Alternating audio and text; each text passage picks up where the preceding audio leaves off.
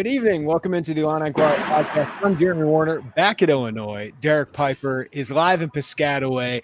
And Derek, I've kind of referred to the rack as kind of like Mordor. One to simply not go into the rack and get a dominant victory. But the Illini just did 76-58. And outside of, a tough end of the first half, this was dominant really from start to finish for Illinois. 76-58. Terrence Shannon, 23 points. Marcus Domask, 15 points. I haven't been to the trapezoid of death yet. You have been to the rack several times, Jersey Mike's Arena.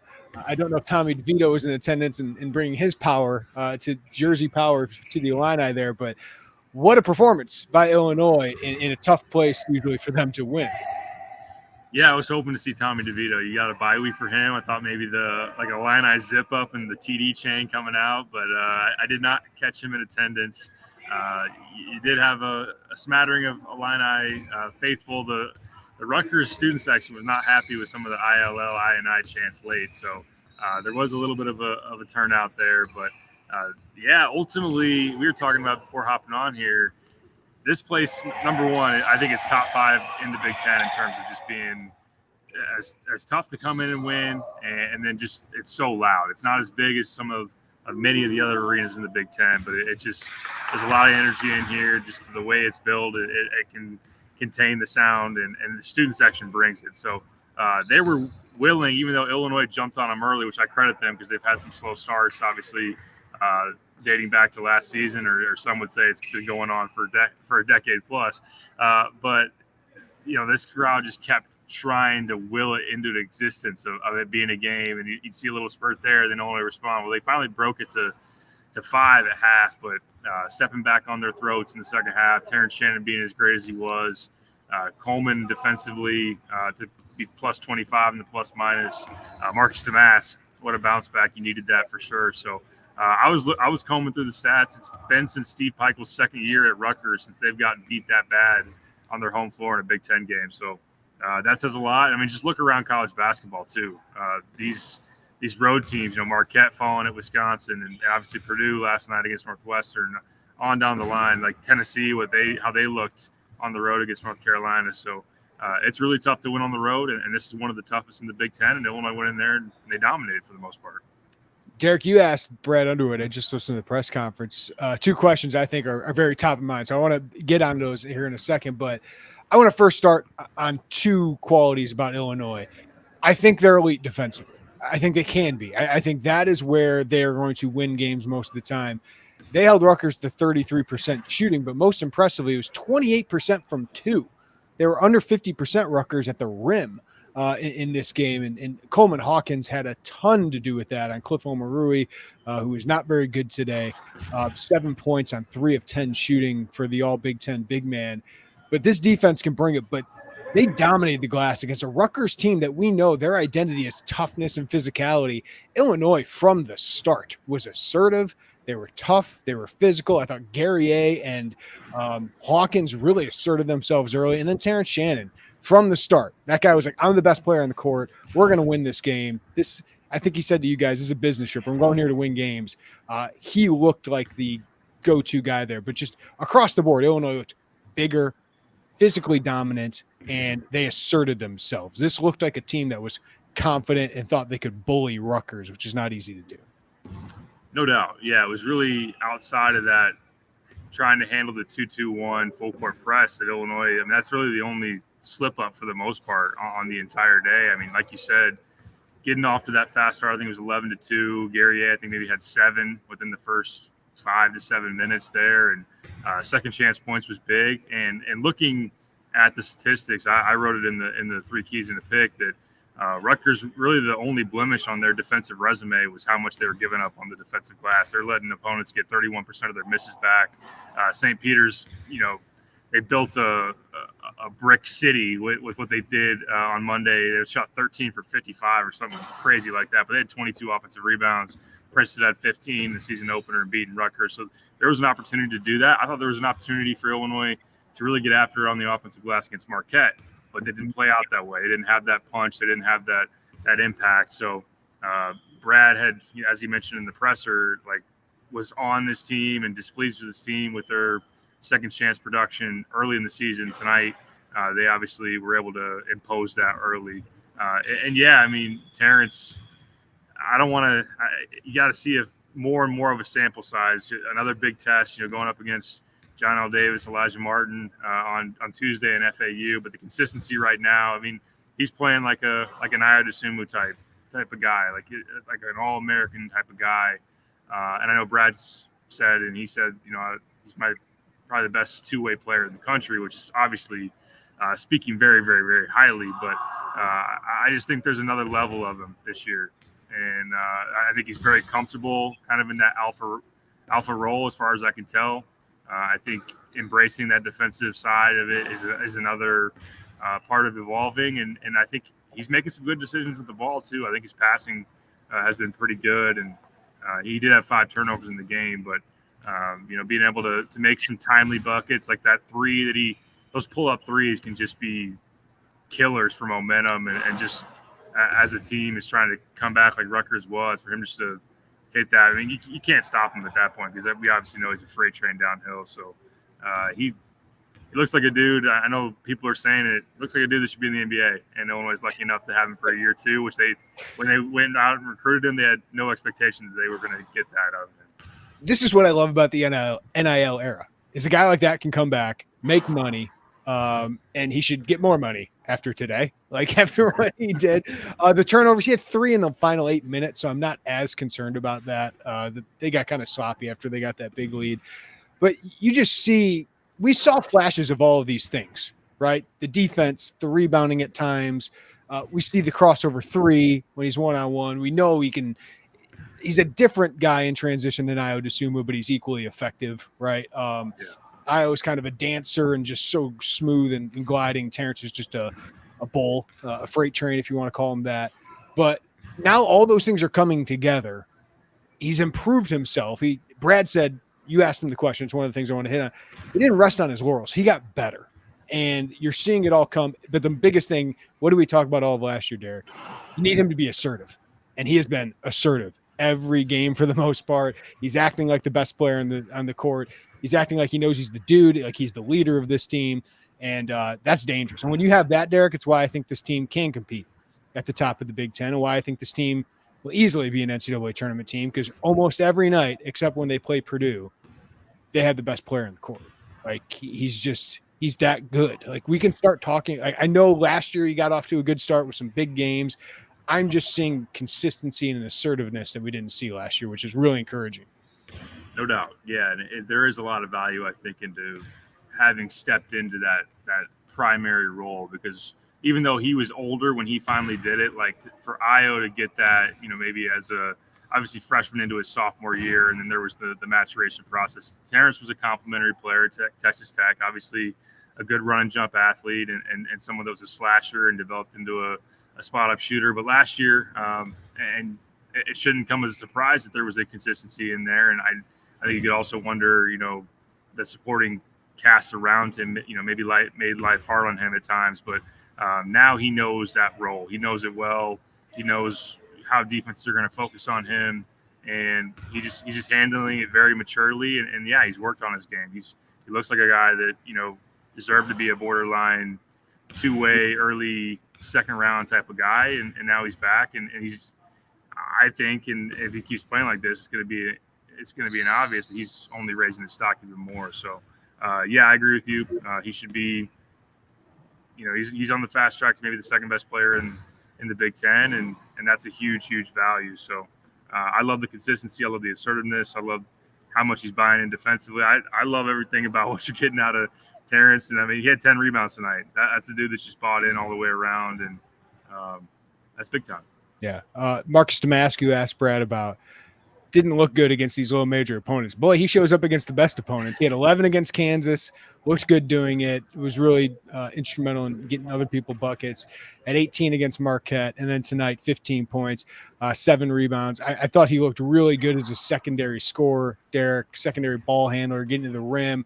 Really used his size advantage, whether it was length against the smaller guards or just size over guys like Griffiths, who's just a freshman string bean right now. Like, he was really smart with attacking the ball, and he was great at the beginning of the second half especially.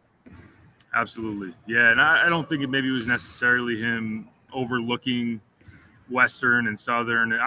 He just maybe had off nights. I don't know what went into that. He did not play well in a handful of those games post Marquette. But yeah, I mean, I'll definitely take a guy that's up for these moments versus one that might back down and just be kind of a slayer of those low and mid majors and not bringing it in a bright light type of game. I liked that. He's got great composure. I'll keep going back to it. When he's in that mid post area, he looks like he's in the driveway. I just think you can't speed him up. He's so smooth. I use this comp, Derek, like he's not going to be this player, but he's like the Illini's DeRozan, right? Like the way he can just get those buckets. He's crafty, mid range. He's really good at it. Sorry.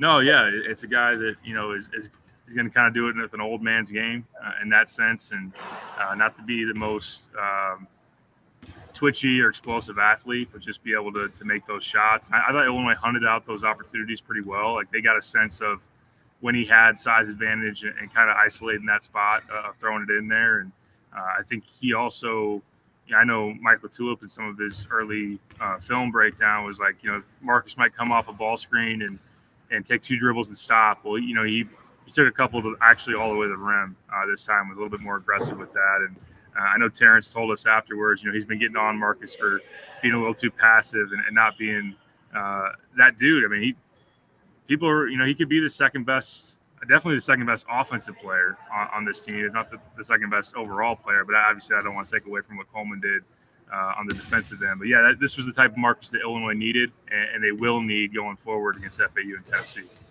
Let me ask you about Coleman. I know there's still some frustrating things that fans want to pick about. 3 of 9 shooting wasn't great tonight. But boy, if you take Cliff Omarui out of a game, there's so much value there. And when he got in foul trouble, that's when Illinois started to struggle a little bit. And he's just a connector offensively. He's a game high or a team high plus 25 in 26 minutes. I don't think he came off the court in the second half. He was so impactful. You're kind of reminded again, Derek, of why he's so important. Yeah, I mean, he's just really active defensively. I mean, he's able to make anticipation plays, deflections, and then did a good job where Cliff's probably got him by 10 to 15 pounds, I would imagine, but not getting bullied underneath the basket. And that's obviously a testament to him. I think the way that you obviously defend Cliff at this point, I mean, he's still not the most polished, and at times can look kind of rough in terms of some back to the basket, extend him out, out just outside the paint or 5 feet and out with hook shots and whatnot.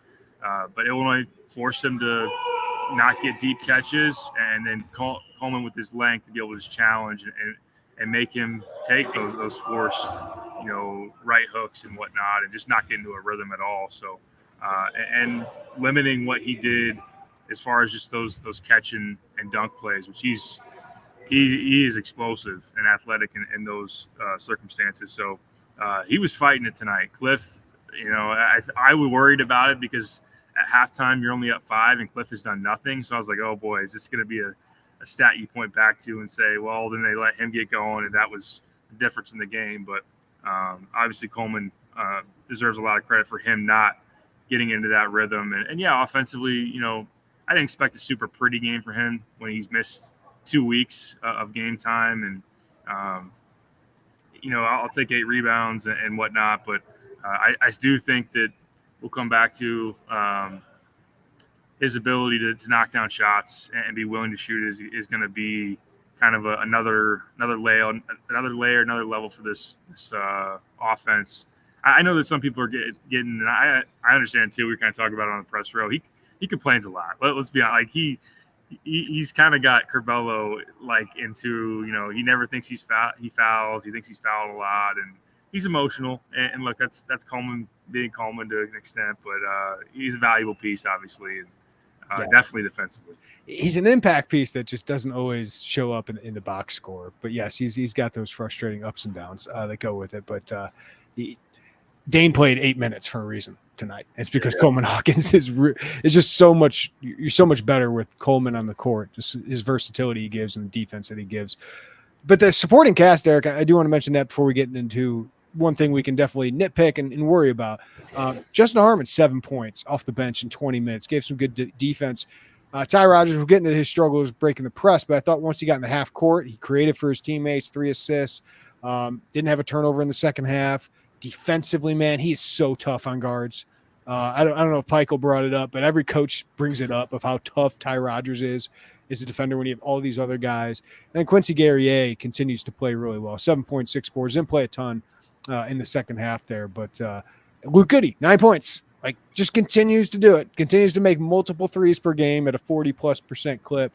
And then this team offensively, Derek, I thought this was a really encouraging performance that you had all those turnovers, yes, but when you got in the half court, you were breaking down the defense and taking good threes. 21 threes, they're all pretty good threes. Like, Shannon's the only one kind of creating on his own, and he can do that, right? Like, everybody else, the team looked connected tonight in that. No, yeah, that's a great point. It would be easy going against one of the best at the rim defenses and just all the metrics that showed Rutgers was one of the best to this point. They hadn't played a ton of great competition, but to this point, one of the best defenses out there that maybe as they cut off driving lanes, as they kind of speed you up, that you get caught and just chucking from the outside. But yeah, to take 21 and make 9 of them, shoot 43% from 3. Luke is still a guy that you feel very comfortable and confident with him taking those shots. Terrence, and then some other guys. You're waiting for with Quincy. He only took one. I actually liked that some of those opportunities on the corner, he pump fakes and drives it. He makes one early. Domask makes one. Harmon makes one. I thought that was I loved that possession that Harmon makes the 3. I think they used Goody as the screener on Shannon. That way, if you're screening with the 5, then maybe Amori gets caught up. He hard hedges every ball screen, so then he's in Shannon's way. You use Goody because if you leave him to help on Shannon, then Goody's for 3. I think that's just a new wrinkle because as Shannon's going downhill, Rodgers cuts the baseline. That's off-ball movement. Hey, you can do that, and then you hit him, and then he connects that pass to Harmon, or Rodgers connects that pass to Harmon back on the perimeter. He knocks down that 3. So yeah, Derek, you noticed this stuff better than me. Brad said they added some stuff. They ran a play for Goody that got him an open 3 and made they were running good stuff. So credit to the staff, credit to players for executing that too. Yeah, you can see some different wrinkles out there. I like that. I like that they were hunting out some matchups. I think there were times where they were using the screener for Shannon was a guy that they wanted to hunt out. Like Gavin Griffiths was out there, and maybe sometimes who he was guarding because they didn't worry about him getting in front of Terrence, and they kind of wanted to go away from using Cliff's man to screen, because then obviously Cliff's just botching up your downhill stuff with Terrence, and getting some mid post ISOs and being able to recognize that kind of stuff, and also with Luke as well. So. I thought that was a step in the right direction for sure.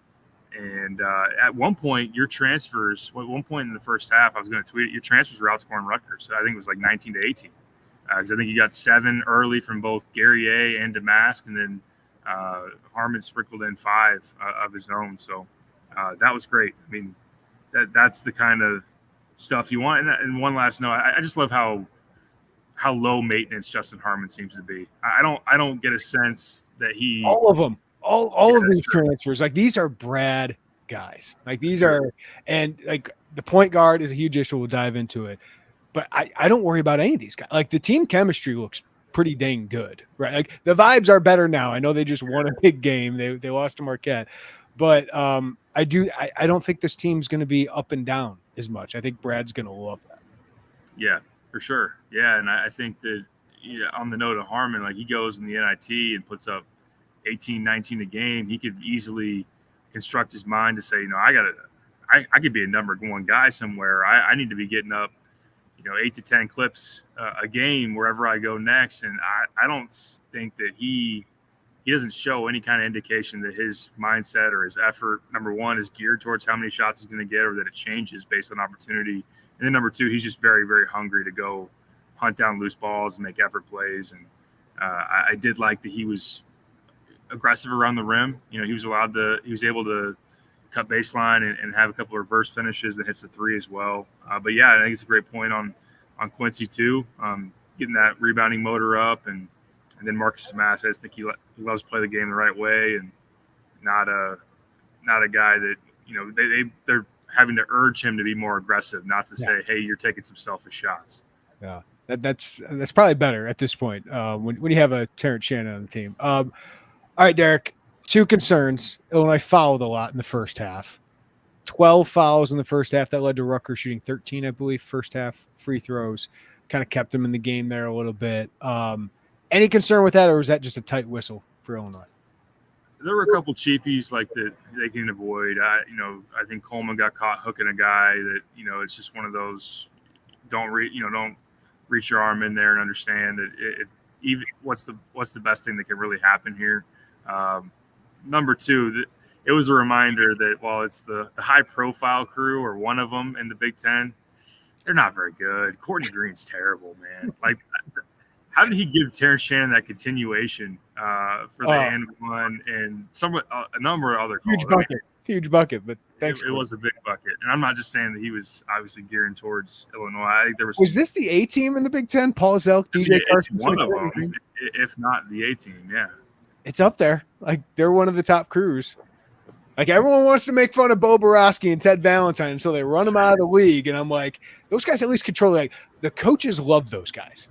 Like, because they would communicate, number 1, and number 2, like, they would just talk with them and they control a game, right? They would be able to control. It never got out of hand. Some of these other guys, it's just insane. So I Kelly Pfeiffer wasn't here to tee somebody up because we know that he'd be looking to. That's right. Who's the gross whisperer? What's his name? Short guy, buff up. I can't remember his name. Serrato, yeah. The sheriff from Florida. Ryan Dorsey's the one that tossed Underwood in that Ohio State game. So it was fantastic. That was a fantastic injection.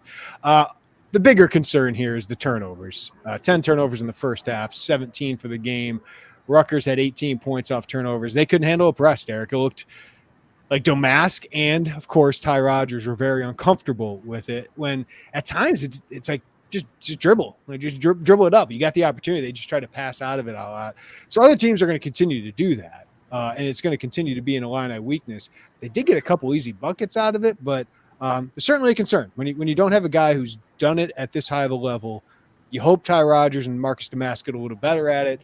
You don't want to have Terrence Shannon be the one break the press and expend more energy, but they got to get better at that. You don't have a pure proven point guard. Yeah. So that obviously showed. Ty is not that guy. I mean, I like obviously some of the stuff that he's doing, and there are times where balls in his hands, he's making some good plays. I thought tonight he just obviously, right off the bat turns it over, first possession up against the 2-2-1, and even in the half court, maybe forced to pass or two. I think Illinois just has a tendency still to get sloppy with some of their passing, and there's some things that they can obviously learn. I think there are times where it's quick hitting passing with it against the press versus dribble, hesitates, see how they react, and you kind of maybe just disrupt your momentum and all of a sudden are playing clunky in that, and you get called for a couple of 10-second violations too. But I mean, it's going to be an ongoing thing of them against some really good ball pressure. Now I credit them to have as productive of a night offensively as they did against I think Fernandez is a really pesky on-ball defender for Rutgers, and like I said, they've turned people over, but that's still, there's some sloppy stretches, and that's what allowed you were up 16, and then Rutgers is back within 5, and that was really a big product of you just turning the ball over and not being able to sustain what you were doing, and it's frustrating. It's frustrating that you don't have that calming presence yet. I thought Marcus at times did it, but then he also got caught up in the turnover bug as well. But yeah, when you broke the press, kind of got a numbers advantage, and Terrence going to the basket's a nice option. But yeah, Griffiths wanted no part of that, and I don't blame him. Business decision. He's a really talented freshman. He's got a long career ahead of him. I didn't notice until now Cliff Omoruyi had 8 blocks. He also had 5 turnovers, but 8 blocks for Cliff Omoruyi tonight. Kind of insane. It's going to be their weakness. It's their flaw. It's potentially their fatal flaw, but you just don't want to have to put it on Terrence Shannon. Like, maybe at the end of games you do, We just don't want to have to put it on him because he can do it, but we saw times last year when he had to do it, it didn't go very well. So it's just you don't want to put even more responsibility and weight on him to do it, though. I think he's capable. You really need Ty Rodgers, Marcus Domask, and those guys to get better. Maybe Coleman Hawkins is the option there at some point. But that's why we've worried so much about that position, Derek, because they feel like they're a point guard away from being a really damn good team. I mean, if people probably don't want to rehash it, but if you had Ray J. Dennis, what he's doing at Baylor, I mean, I think you're a legit Final Four contender. I agree. It's the easy missing piece. We'll see. Maybe even San Diego State this thing to a Final Four or Elite Eight or Sweet 16 or whatever it is. Like, you can do it because this team is capable of it. But, man, if you had that other piece, you have a lot more options. Right.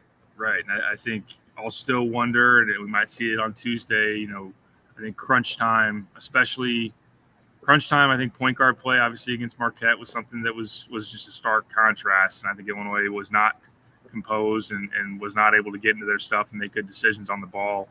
And if Tennessee's a defense that maybe can do a better job of, not that Rutgers isn't pretty good, but making life tough on Shannon, and then can somebody else get in the lane off the dribble and really be that. But we saw, I mean, I don't mean to make, too many IO name drops in here, but there were not many teams that could keep IO out of the lane. I think, like you said, they're different players, but Shannon is tough right now off the dribble to keep him from going where he wants to. Can you imagine trying to guard him right now, Derek?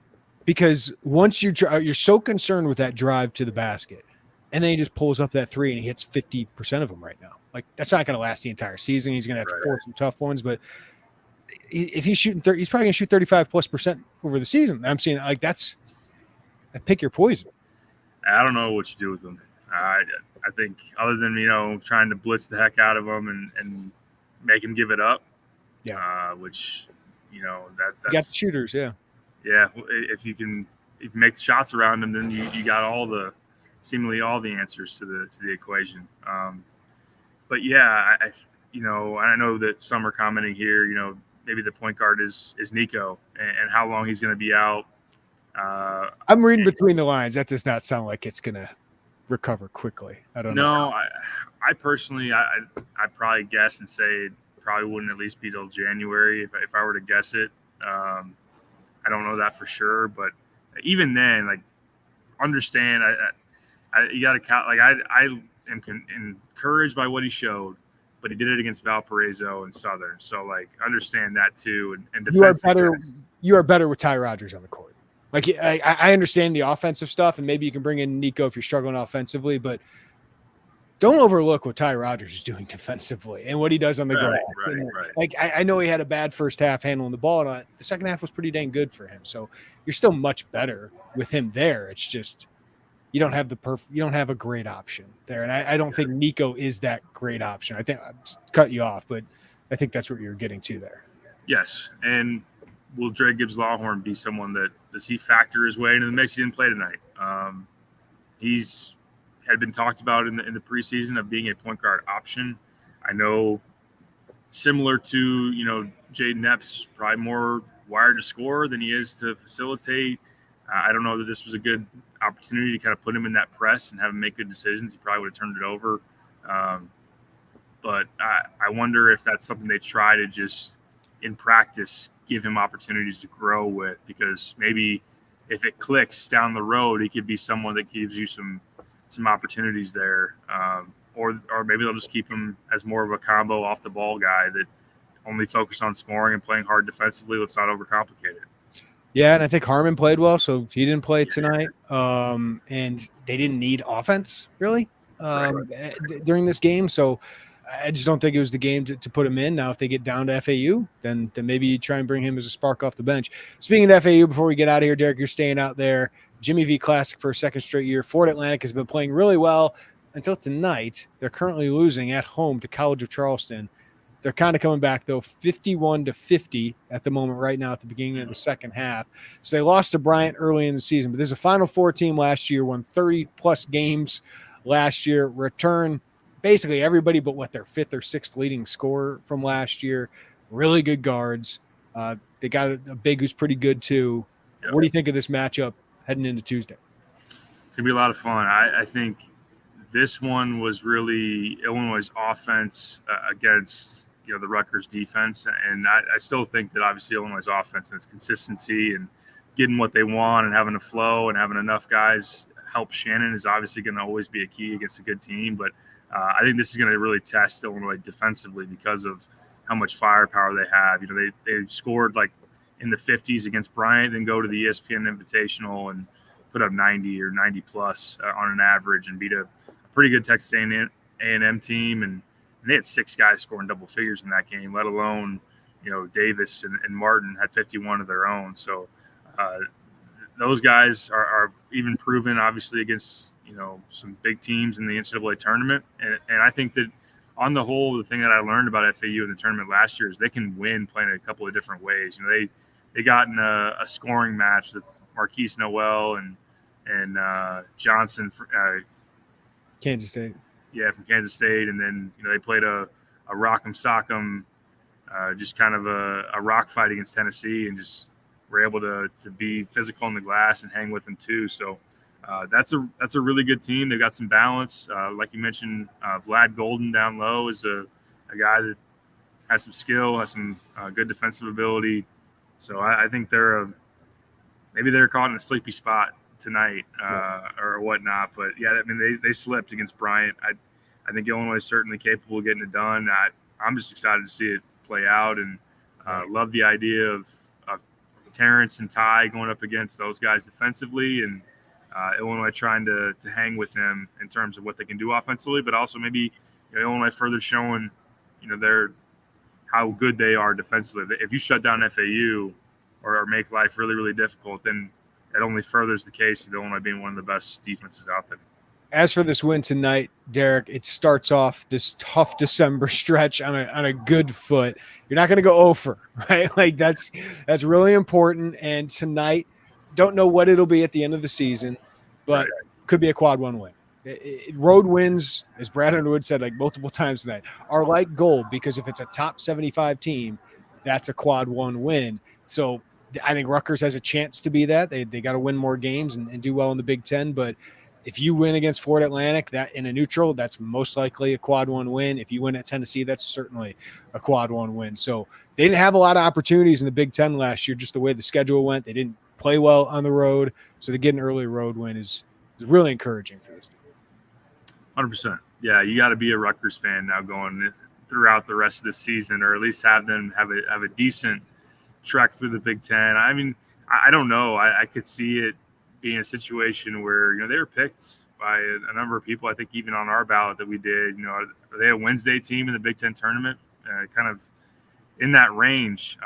Offensively, they're going to struggle. They don't have a lot around Cliff. So you'd hope that this isn't going to be like a win at Wisconsin was last year. And just as time goes on, this could be the one that's like flipping back and forth in the final week or two.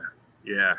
But I mean, hammering them like you did, I mean, that, as far as the resume goes, yes, the quad 1, quad 2 could be something that obviously you have to watch all the way until March. But just I think in terms of a really good win at this place by that many points, obviously is something that's impressive. But and getting off to a 1-0 start in the Big Ten is certainly a big deal. You're going to open it back up. Northwestern at home, at Purdue, your first 2 in January, and then Michigan State comes to town. I think that's how it stacks up. Mm-hmm. Like.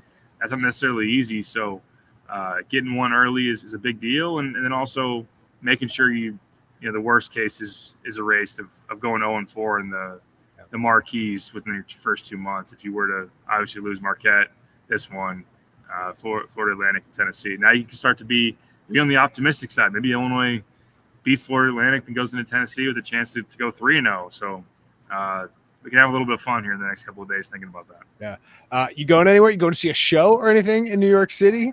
It's funny. I told Andy Olson, who I'm with, is all excited about, playing. Number one, it's going to rain a lot tomorrow, so I don't know what that's going to look like. But he wants to get out and go places, which I probably should. But as a dad who's a little tired, I told him I might just sleep. I'll sleep and then see what time it is, and I might catch up with you later. But yeah, we'll see. Yankee Stadium's you're total dad mode. I love it. I know. Yeah, you get on the road and you're just like, I could go to downtown Manhattan by all those people, or I can just sit in silence by myself. Yeah, maybe drink a couple beers and watch football. I do that at home a lot, but no responsibility. I get it. Yeah. Yankee Stadium is the one thing I didn't do last year when I was here that I wish I did. So I think trying to get over there at some point, whether it's tomorrow or Monday, is going to be on the agenda. 9/11 Memorial. We tried to go last year, but it was closed on Tuesdays because that's when it happened. But yeah, I would definitely go there if you and Andy get the chance, because that's just really, really powerful. So, Derek, safe travels. Thanks for hopping on with us. We're looking forward to your content from New Jersey and New York. Thanks as always, my man. Have a good night. I appreciate it. Good talking. And let's do it again on Tuesday.